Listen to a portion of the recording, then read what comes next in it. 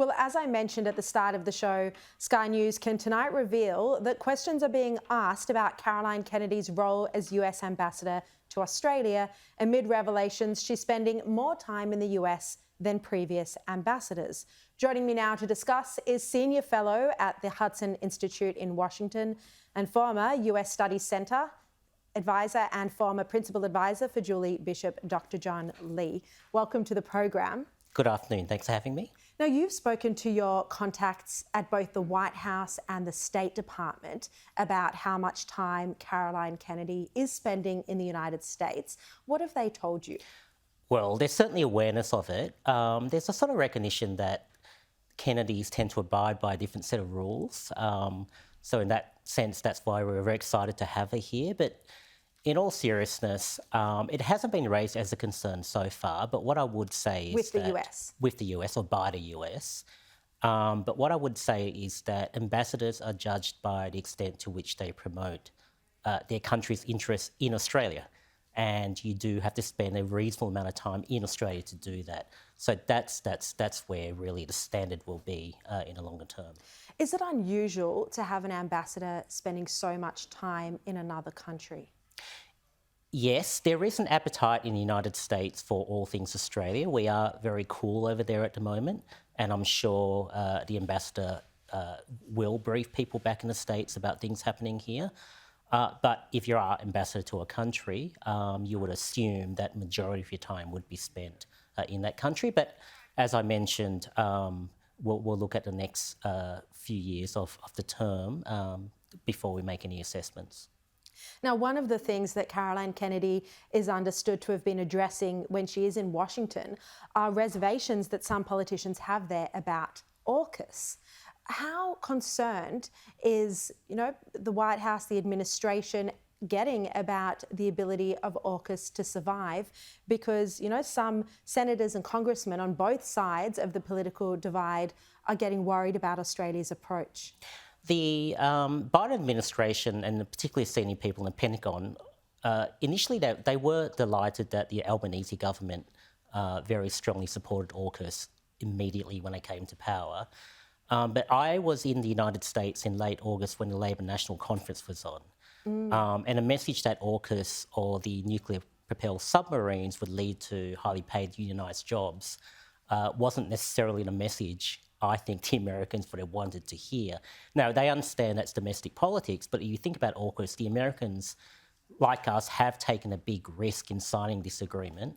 AUKUS has to lead to better security outcomes, not just for Australia, but for the United States and the region. So they're looking at not how many Australian jobs it creates, but what kind of capabilities it leads to for Australia and for the alliance. So is the future of AUKUS at risk here? I wouldn't go so far yet to say it's at risk, but what I would say is that AUKUS has to produce a net beneficial security outcome for the United States and for Australia, but also for the United States. If it doesn't do that, then I think there would be question marks moving ahead as to what the status of AUKUS may be, but we are in the very early days of AUKUS. Yeah. Now, the World Health Organization, on another topic, John, the World Health Organization is calling for China to be transparent when there is now going to be a second investigation into the origins of COVID-19. Do you think we can expect China to be opening up the Wuhan Institute of Virology? And also, why do you think the WHO and Dr. Tedros has come forward with these comments at this time? Well, the short answer, do I expect China to do anything different to what they did last time, which is really to cover everything up? No, I don't expect anything different. Now, the WHO and Dr. Tedros, why are they really changing their tune?